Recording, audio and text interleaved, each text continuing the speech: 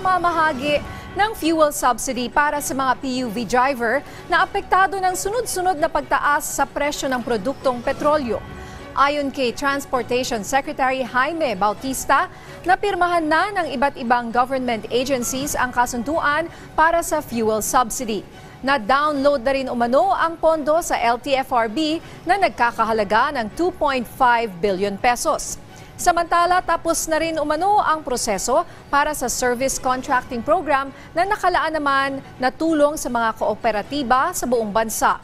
Target ng DOTR na simulan na ang pamamahagi ng tulong sa ilalim ng service contracting sa mga susunod na araw. Fuel subsidy ay nagkaroon na tayo ng agreement doon sa lahat ng mga government agencies na pirmahan namin yung MOU because for us to be able to implement the fuel subsidy program, kailangan mag-participate ang local government, ang Department of DICT, ang Department of Trade and Industry. No? Although yung funds ay na-download na namin sa LTFRB, so it's a matter now of distributing it. No?